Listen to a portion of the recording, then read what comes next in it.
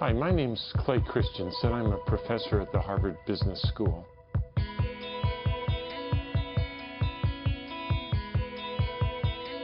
I brought with me a set of puzzles, all related to innovation.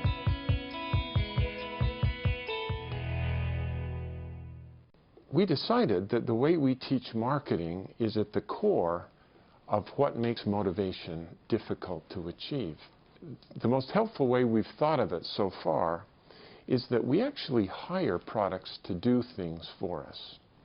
And understanding what job we have to do in our lives for which we would hire a product is really the key to cracking this problem of motivating customers to buy what we're offering. So I wanted just to tell you a story about a project we did for one of the big fast food restaurants. They were trying to goose up the sales of their milkshakes. They had just studied this problem up the gazoo. They brought in customers who fit the profile of the quintessential milkshake consumer. And they'd give them samples and ask, could you tell us how we can improve our milkshakes so you'd buy more of them? Do you want it chocolatey or cheaper, chunky or chewier? They get very clear feedback. They would then improve the milkshake on those dimensions, and it had no impact on sales or profits whatsoever. So one of our colleagues went in with a different question on his mind, and that was, I wonder what job arises in people's lives that cause them to come to this restaurant to hire a milkshake. So we stood in a restaurant for 18 hours one day and just took very careful data. What time did they buy these milkshakes? What were they wearing? Were they alone? Did they buy other food with it? Did they eat it in the restaurant or drive off with it? It turned out that nearly half of the milkshakes were sold before 8 o'clock in the morning. The people who bought them were always alone. It was the only thing they bought, and they all got in the car and drove off with it. So to figure out what job they were trying to hire it to do, we came back the next day and stood outside the restaurant so we could confront these folks as they left, milkshake in hand.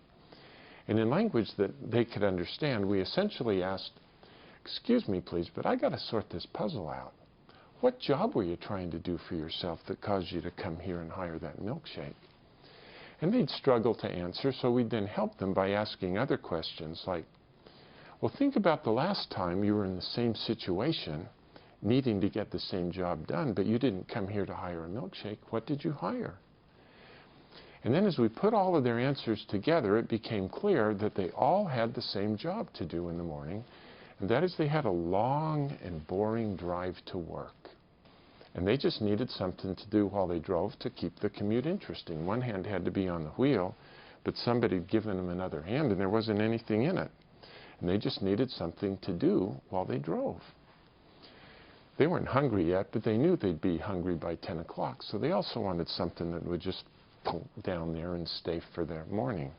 Good question. What do I hire when I do this job? You know, I've never framed the question that way before, but last Friday I hired a banana to do the job. Take my word for it, never hire bananas. They're gone in 3 minutes, you're hungry by 7:30. If you promise not to tell my wife, I probably hire donuts twice a week, but they don't do it well either. They're gone fast, they crumb all over my clothes, they get my fingers gooey. Sometimes I hire bagels, but as you know, they're so dry and tasteless. Then I have to steer the car with my knees while I'm putting jam on them, and then if the phone rings, we got a crisis. I remember I hired a Snickers bar once, but I felt so guilty I've never hired Snickers again. Let me tell you, when I come here and hire this milkshake, it is so viscous that it easily takes me 20 minutes to suck it up that thin little straw. Who cares what the ingredients are? I don't.